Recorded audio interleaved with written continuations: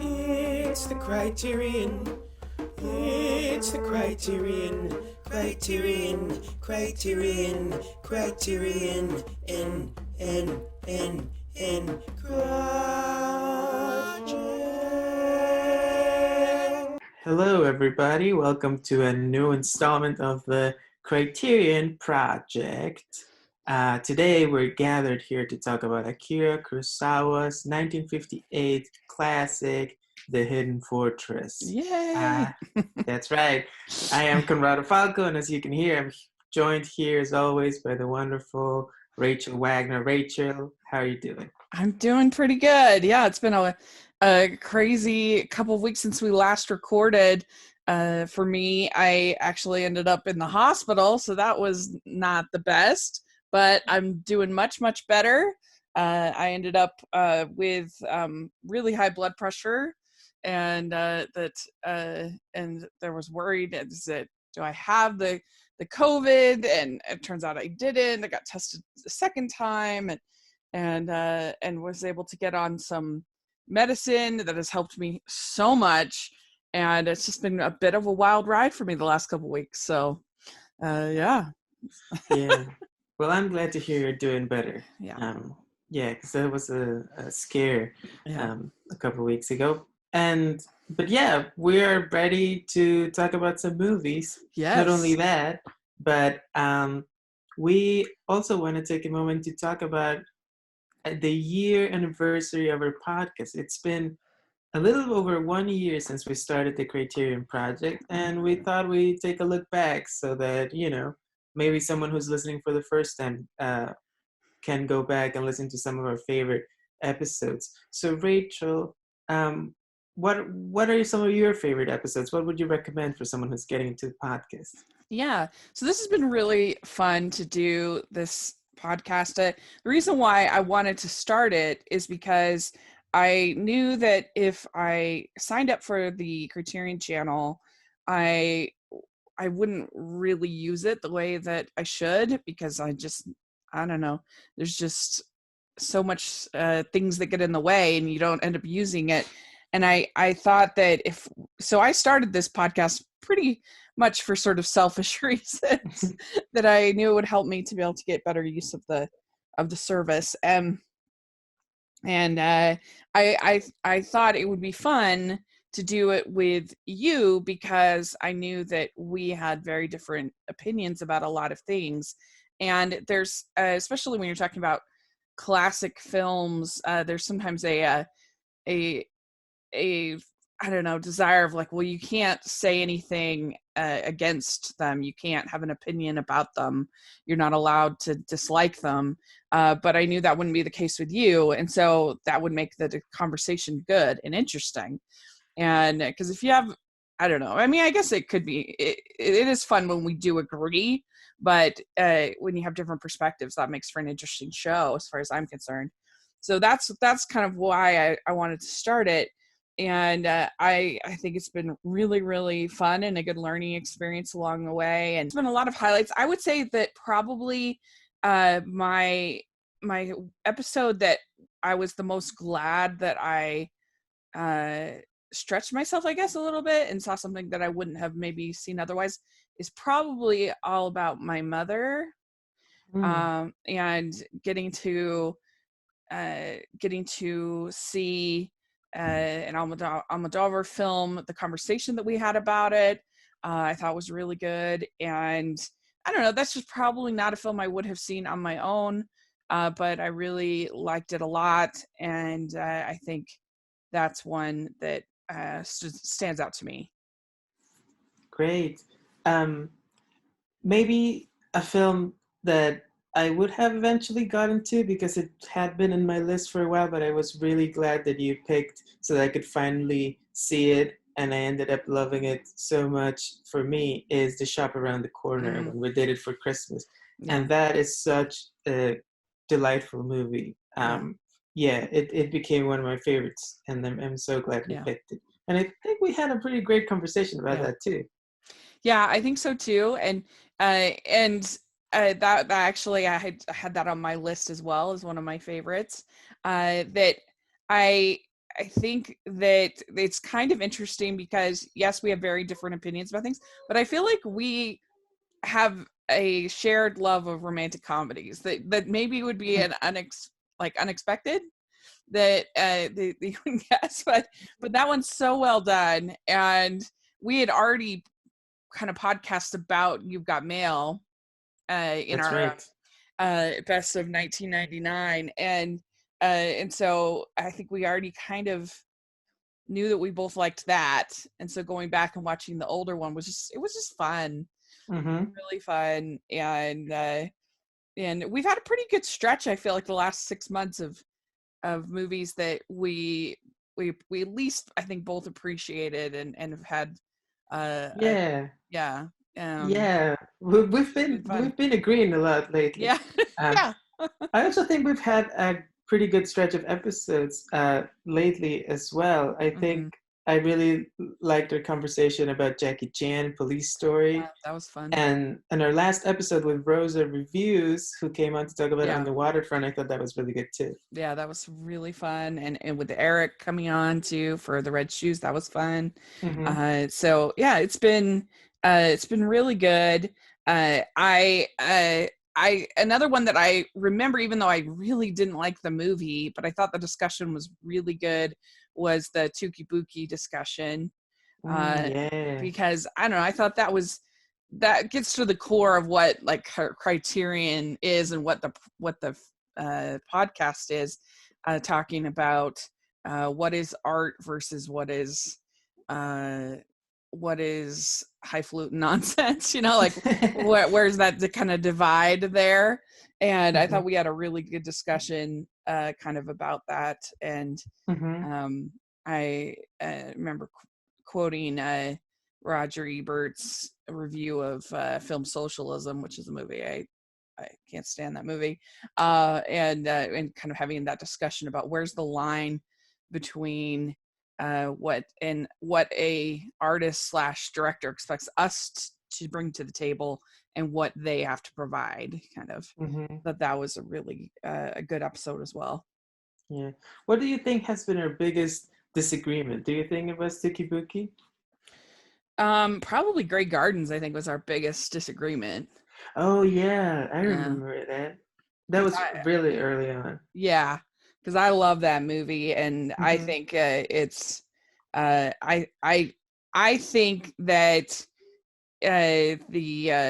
that especially Little Edie is just Hmm. such a, I don't know. To me, you take her situation and having the fact that she had no, she had alopecia.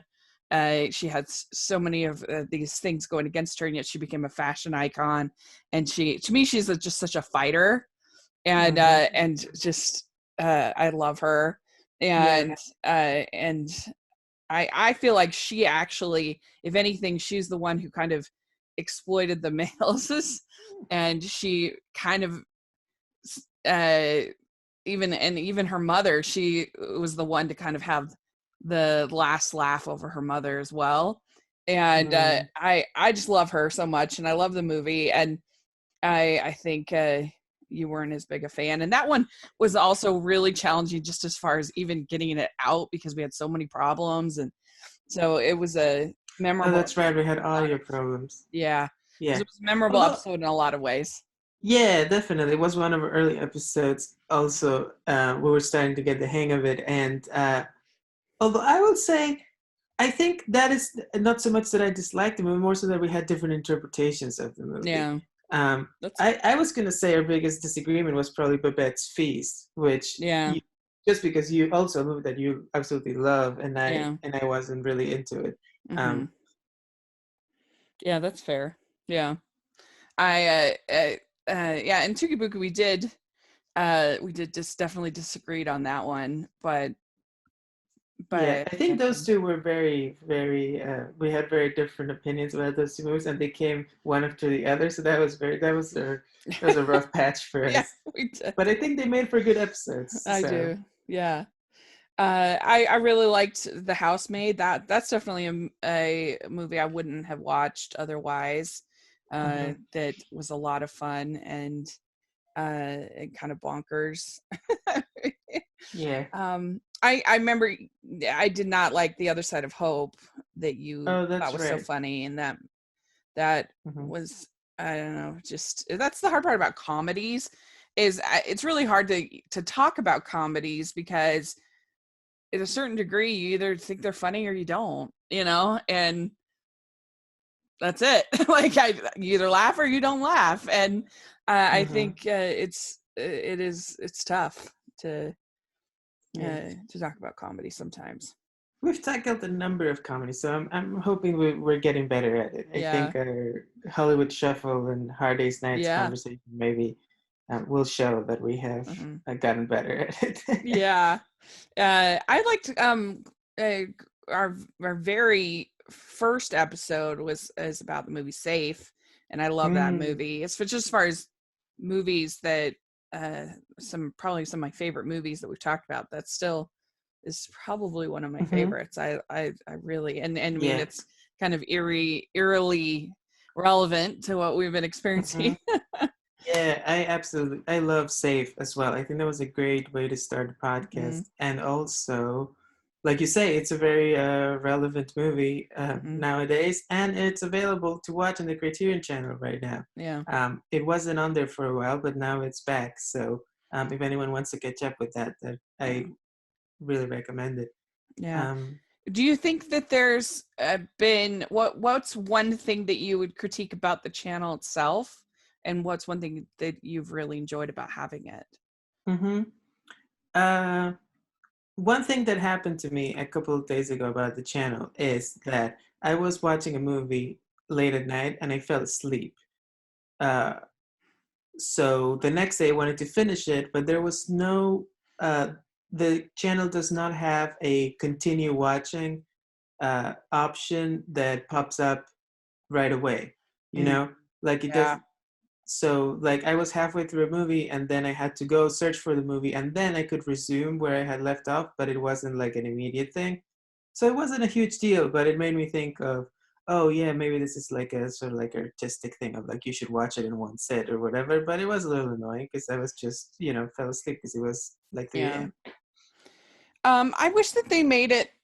I wish that they didn't transition so much and so frequently. That they kept movies on there for longer, and also that they made it a little bit more clear what was leaving and what is coming. I think you have to kind of dig, and we've had a hard time even trying to figure out what And is coming and scheduling going. episodes, yeah, Yeah, and so, definitely. and I wish they had like a set, uh, more sort of set films that are kind of always there. It's maybe a little over curated sometimes. Well, something that is great about it is that they have so many different series and they have so many different movies coming in for that sort of thing. But Yeah, again, that means that those movies are there for very limited time. And I think especially for me, my biggest pet peeve definitely is that you can only see things that are leaving at the end of the month that you're in. And so, it's hard to schedule our episodes, but yeah, also to say what should I catch up with before it leaves. All of a sudden it's like May 1st, and you see there's like 30 movies that you wanted to see that are leaving, and impossible to catch up. yeah, yeah. I was also, I wish that they had actually had more of a Christmas season selection. They had a Hmm. couple movies, but it would have been nice to have had a a whole set, a whole Yeah. theme uh, Well, of yeah, Christmas movies. yeah. Well, nobody's gonna go to your level because you're the Christmas queen. Like nobody's Well, gonna I go mean, full yeah, Hallmark. I'm not expecting that, but come on. Yeah. um, Well, should we transition then into what yes. we've been watching lately? I don't know Uh, about you, but I've been seeing a lot of Criterion Channel because I've been stuck home and kind of catching up with everything that I've wanted to see but I didn't have time to before. So yeah. what? Well, so the big thing that I wanted to talk about is I finished the trilogy, the Colors Trilogy, And if you want the three colors to read my review for my blind spot project on the three colors, then I'll put a link down and you should check it out. So this is this series that was done in the 90s.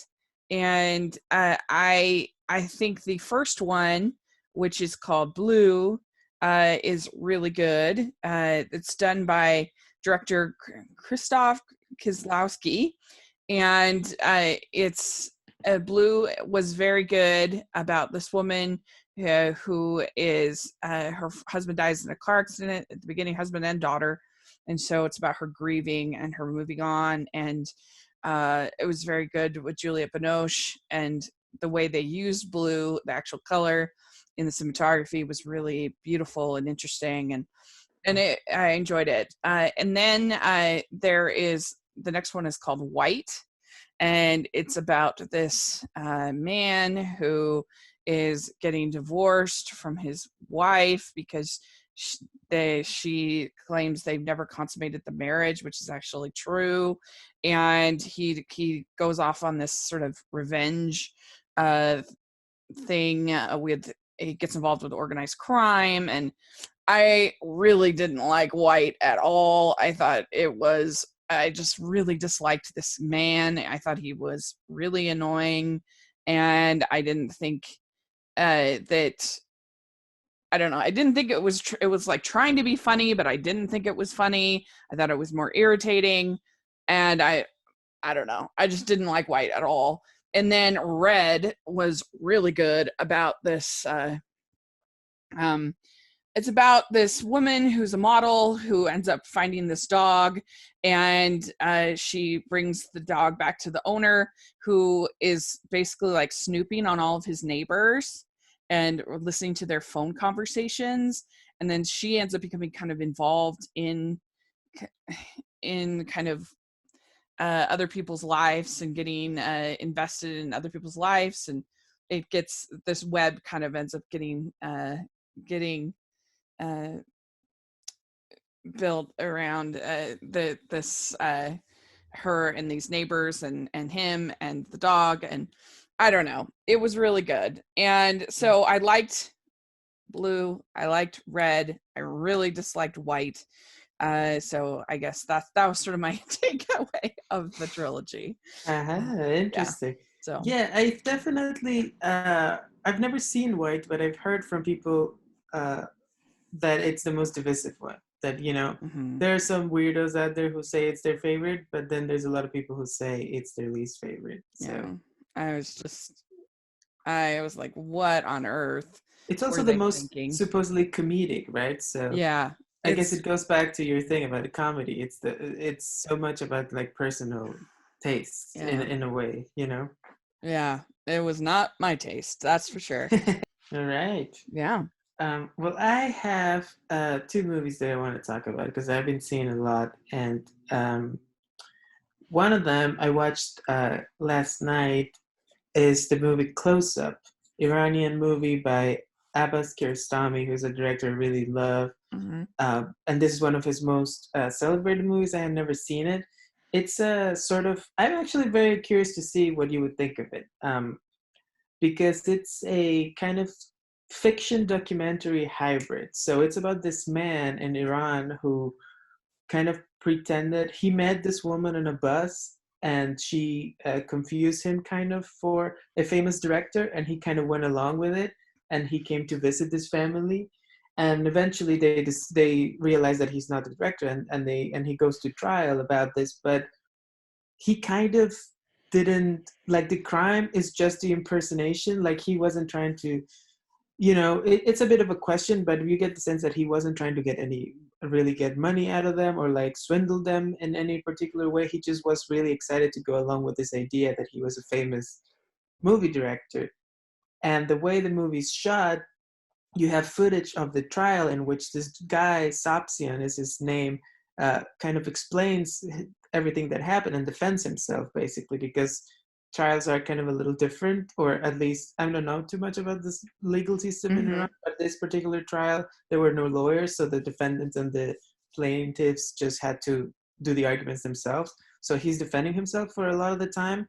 And then you see recreations of what happened, and it's played by the actual people who the events happened to. So Hmm. he's in the recreation, and so are all the people that he kind of like lied to. So it's a very interesting movie about kind of um, facts and fiction, and kind of like what cinema means to people and what its righteousness. I thought it was really interesting. I think it's a great movie. One of the best Hmm. movies of the 90s, if I had to rank that myself. So it is very artsy in its own way, and it's got a very deliberate pace, but it's also very simple, very clear story. So I am very curious to know what people have to say about it, because I have a lot of thoughts. So, if you ever want to catch up with it, I'd be very curious. That's called Close Up. Hmm. And it's on the channel right now. And my other one, which I don't know if you have seen before, Rachel, but have you ever seen the movie Paper Moon? I haven't. I've heard of it. Paper Moon by the director of What's Up Doc, which we talked about as one of my movies I've been seeing last time, I think. Mm-hmm. Peter Bogdanovich, starring Ryan O'Neal and his daughter Tatum O'Neal as a couple of con people in the Depression. Rachel, this movie is so delightful. I think you would Mm. love it. It's. I was totally head over heels for this movie. Mm. So I have it's to got, watch it. yeah, it's a beautiful mix of kind of like a um, Little Rascals kind of comedy, because you have the little girl who's part of this con job, and but also very melancholy about the depression and the hardship of the people. It's wonderful. I really recommend to everyone. I am kind of shocked that it's not talked about as one of the great movies of all time, because I had heard that it was good, but I was totally bowled over by it. I think it's wonderful. Cool. I definitely have to check that out. I've heard of it, uh, but I haven't seen it, so Yeah, I'll have and I to think watch it. it's your kind of movie as well. I Mm. think it's one of the ones in which we can agree. Yeah. So I'm looking forward to seeing. Cool. So yeah, so we watched The Hidden Fortress this month for our or this episode. Uh, there's nothing like sitting down and watching a Kurosawa epic. That's right. So where should we start with this? Maybe the thing that I had heard the most about the Hidden Fortress is that it was the inspiration, or one of the inspirations, for Star Wars. Yeah. And uh, so what do you think about that? Like, maybe that's where we could start. Well, I'm gonna lose some film Twitter cred when I say this. I I do think that there is something about Kurosawa's films that I personally struggle with, it just as far as a movie watching experience, because his movies are so long and they're so I don't know, there's just a particular style to them that I find them to be somewhat not user friendly for the type of movie that they're trying to be. And I appreciate, I feel like I almost always appreciate them more than I like them. And this one I sat down and I admit it, the first time I tried to watch it, I fell asleep. Like completely, I probably made it about 5 minutes and I was gone. And then the second time I tried to watch it, I made it through and I enjoyed it, but I still struggled just, and it's my fault, my own weakness. Just because his movies require a lot of concentration, because they aren't in English and they're long and I don't know, there's just a particular style to his movies that I struggle with a little bit, and Hmm. it's my own fault. It's not his movie that's the fault. I feel similar about the Ingrid Bergman movies that I've seen. That I don't know. Did you struggle at all? No. I will say this. I had never seen this movie before, but I picked it because I saw a couple Kurosawa movies on the channel. They had a lot, and I thought it would be interesting to do Mm-hmm. him. And I was curious to see this one because I had heard about it before. I had actually heard that it was one of his most kind of accessible and fun movies because it wasn't very much. Uh, it's kind of an adventure film, you know. There's not like that much of like a thematic highfalutin sort of thing to it. I don't remember what director. There was a quote from a director talking about Kurosawa saying the Hidden Fortress is the one movie in which he's not preoccupied about having to make art, that it's just an entertainment. Mm-hmm.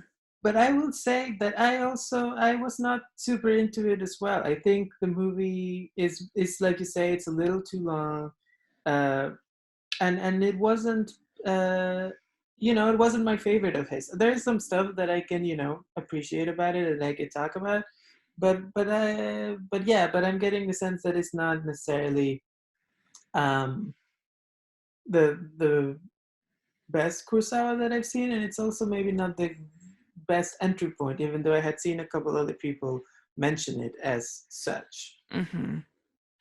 Yeah, I mean, I liked it. But I think that Throne of Blood is probably my favorite, and maybe that's just because I have the under there's an underlying, I understand Story of the Macbeth, which is the Macbeth, basis, right? and so I'm not as there's that framework that I get, and I think that helps with the movie. And I yeah, I don't know, that one's probably my that one. I did like Akiru. That one was also maybe because Hmm. it's more set in a modern setting, Yeah, so it's a different kind of movie, definitely from the mhm. epics. Um, I would But say one that I mentioned a couple weeks ago in the podcast, Yojimbo, I would really recommend. I think that's mm, probably the best one that I can think of to start if someone has never seen Kurosawa, because it's a lot of fun and it's short. It's about, I think it's less than 2 hours long, and it's really exciting and fun. It's about this mysterious samurai played by Toshiro Mifune who kind of arrives at this town, and he kind of is a town that is like having an internal conflict between two warlords basically, and he kind of plays both sides in order to like restore order mm. and whatever. And it's a lot of fun. I mean, Um, I guess this one and Seventh Samurai are the two that I appreciate. I didn't dislike them, but I both of them I struggled to stay awake.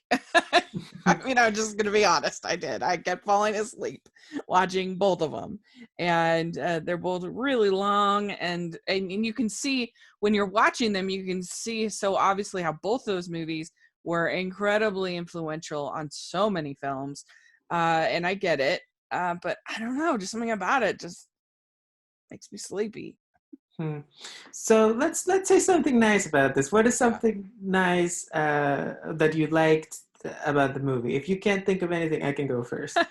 No, I can. I mean, I liked in general anything with the princess. I thought she was awesome, and she was a kick butt, like Mhm. cool character, and I thought that pretty much any scene with her was cool. She has a very striking, I think, memorable look with those shorts and that stick, and that she carries around. Yeah. Definitely a vibe. Um, Okay, we'll circle back to the princess because I have a couple of things to say about that. I'm curious what you think. Mm-hmm.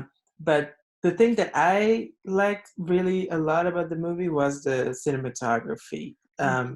This is apparently, I didn't know this before watching it, the first movie that Kurosawa did in widescreen. And I think it is really incredible the kind of compositions that he's doing. Like, and really taking advantage of the fact that you have such a long a screen that is much longer than it is tall, and bringing in characters in and out, and where they come from and that sort of thing. It really made me think of how we kind of have grown accustomed to widescreen nowadays, and we kind of just take it for granted, and we don't really think of it as a specific format, but just like the default, you know. Mm-hmm. And how many directors nowadays don't really take advantage of the fact that it is a specific shape, and you can play with that. um, Especially with the landscapes, there's such wonderful, beautiful Japanese landscapes. There's a scene with the fog that I thought is beautifully shot, the mountains in the background. I don't know, did you think Yeah. of No, that? I agree with you. It was definitely the cinematography is beautiful, and it's the production design, all of that was all really immersive and really good. Yeah, definitely. Hmm. Yeah. So um let's go back to the princess, because I was thinking one of the things I was most curious about, even though I might also lose some film Twitter cred for this, was to see what the similarities are between this and Star Wars. Because I've heard this movie talked about so many times as, oh yeah, well, Star Wars is just a remake of The Hidden Fortress, which I don't know what you think after seeing this. It's not like it's No. inspired by it, but the movies are quite different in a lot of ways. Um, like it's like A Fistful of Dollars is like basically Yojimbo, just retold, almost shot by shot. The Magnificent Seven is also very clearly the Seven Samurai. Yeah. This is less than that, I would Oh, say. yeah, definitely. I think that is a reach to say Yeah. that it's a remake by any. So I think that it is. You can see influences. Hmm. You can see even certain shots, certain themes. I think you can see that in there. But yeah, I think that's an Hmm. overstatement to say a remake. So I'm curious to see what you think are the influences, uh, because I have a couple theories. I think there's one very clear one, and one that I uh, what would you say are the things that are similar or influence Star Wars? Well, I think a lot of the sort of the kind of desert sort of motifs and certain shots, particularly at the beginning, you have these whereas your Star Wars, you start with we have a C3PO and R2D2, and Hmm. here you have those two. Uh, Yeah, the uh, kind of like the servant yeah, peasants characters. yeah, and you have there are definitely similarities with Princess Leia. There's definitely similarities between them trying to go and find the flaw in the hidden in the fortress, kind of similar to the flaw Hmm. in the Death Star, sort of a kind of an idea a little bit, I would say.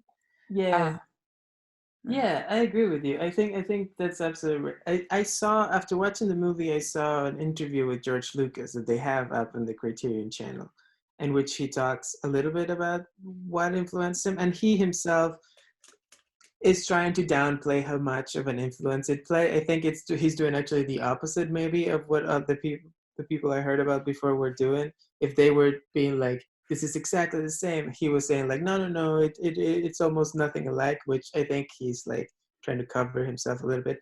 But mhm. definitely, the thing that he admitted to was the thing that you're talking about these peasants characters, comparing them to C3PO and R2D2, and how he uh, from the Hidden Fortress took the idea of telling this story from the point of view of the lowest characters um, in the movie.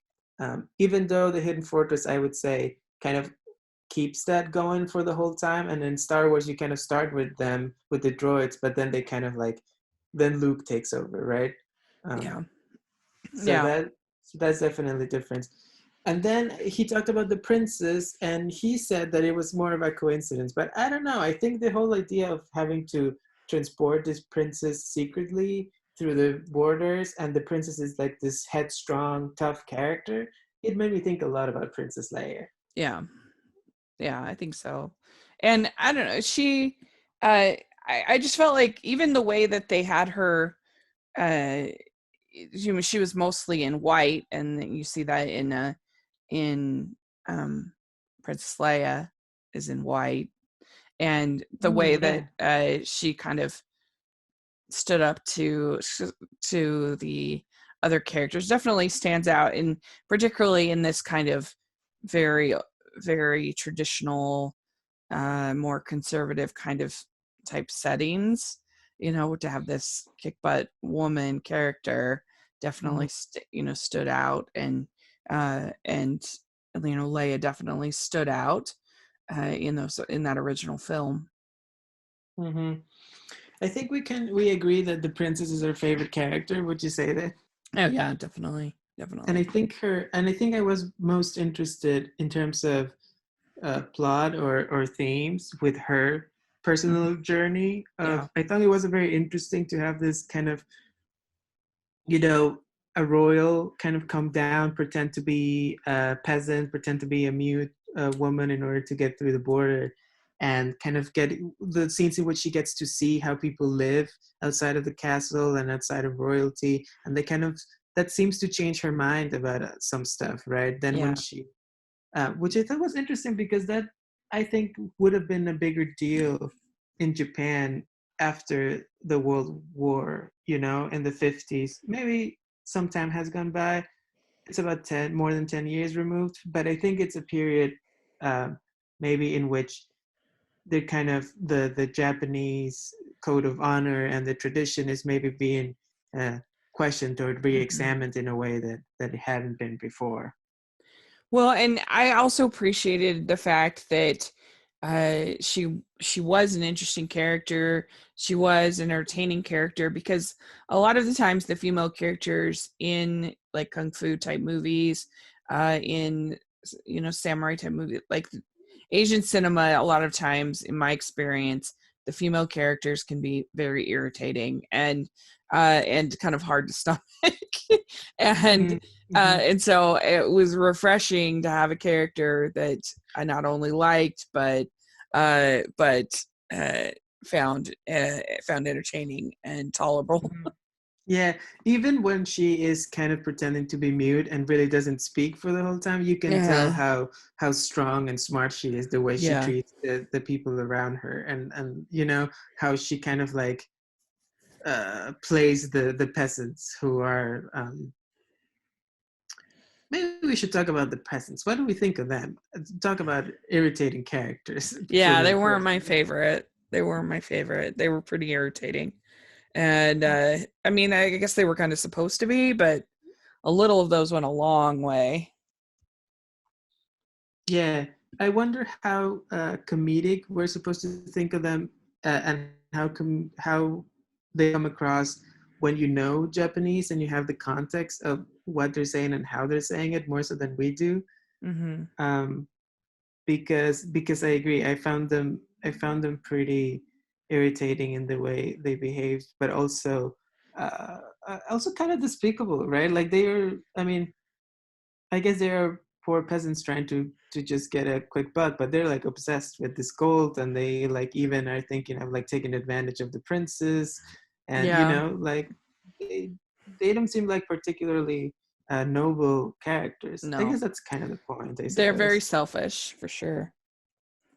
Yeah, so maybe let's go into our questions like we do. Hmm. Um, we will start with our first question, which is, what do you think makes this a Criterion film? And I think we should note that this is officially in the Criterion collection, and there is a DVD Blu-ray of it. Mm. So it's not just in the channel. So maybe that makes this question a little more Yeah. relevant. Well, I think that Kurosawa is just him, just himself, the way that he makes movies, the epic quality to them, the artistry to them, the influence of them, I think makes them Criterion worthy. Hmm. Yeah. I don't know. What do you Yeah, think? I think I agree for the most part. I mean, Kurosawa is just such a huge influence and such a huge director. I think historically, maybe talking about specifically why this movie of his is chosen, to do with the fact that it's the first one he did in widescreen, to That's a good makes me think point. that that might have been a good reason to do it.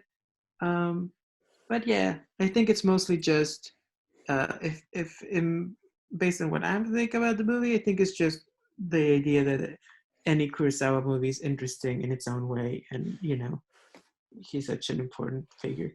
Yeah. Well, and you want to preserve those movies that have been very influential on the history of film. If you're going to have a prestige collection, then Mm-hmm. it would make sense to have Seven Samurai and Hidden Fortress on here. Uh, Yeah, it just makes sense. totally, totally. What about our next question, which is, where do you think this ranks in the pretentious scale? I think this is an interesting one. Yeah, it's a hard question because I think the the pacing makes it on the pretentious side, but I think as far as the themes and the story, I don't think it's that pretentious, but man, it makes it a tough watch for me. Give it a how about an 8? Oh wow, that's really high. That's Yeah. much higher than I thought you would go. I think 7? that brings a good. You bring an interesting question, which is I hadn't thought of uh, pace or like as necessarily something that would make something pretentious. That's something that I'm thinking about now that you bring it up. Mhm. Um, Cuz the core story is not pretentious. that's what I was going towards. That I But feel like the corner story is just an adventure movie. the Um, watching experience, man, I find it tough. But I know that that's mostly my own weakness. mhm. um, and so I don't know, maybe that's too high. Maybe a 7 there or I think the question is for me. The question now is the viewing experience, is that a pretentious thing to do? I'm wondering. I always thought of pretension as like kind of trying to say something artistic, or like what we were talking about. Like when you see Tukibuki, it's hard to watch, but I think because you can say that someone's trying to say something important, or like. right. Whereas this, I think it's not really that. It's more Yeah. like you say, it's more in the eye of the beholder than the movie itself. So I would rank it much lower because of that. Yeah, I can see that. It's hard. Okay, so Uh, before we talk about our next episode, I think we should talk about our remake ideas, yes. which is something we Yes. do every episode. We put on our studio executive cap and try to come up with how to remake a movie. Kurosawa, so many of his movies have been remade. Some would say even The Hidden Fortress has already been remade as Star Wars. But what do Right. we have to say about it, Rachel? Well, what I would do is I would take a very different approach, and I would have a similar story, but I would have Edgar Wright direct it and make it kind of in the feel of Scott Pilgrim versus the World, but you'd have it set in the world of K-pop, and you'd have kind of a K-pop princess being the or K-pop starlet, whatever, that needs to be protected from the Mm, fans and from the whatever. And you right, could right, have right. some and you could have the action be kind of in the feel of Scott Pilgrim versus the World, kind of that the way that the Mm, stylized kind of action. It could be really fun. this is a And good idea. and you could have the kind of you could have the sort of feuding boy bands of the K-pop and I don't know. It could be really fun.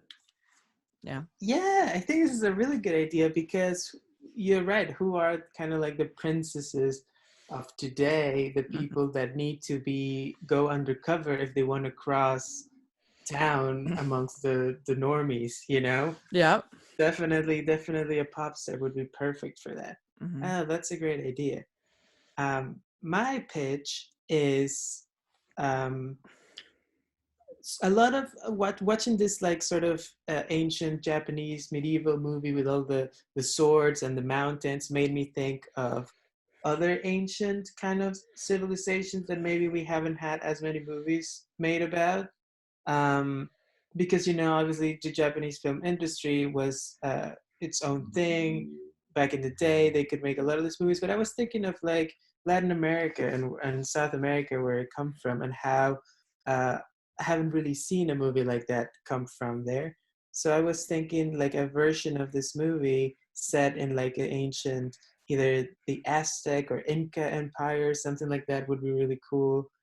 You can have your princesses, your sword and sandal epic in a sort of like a in a setting that we haven't seen before, you know.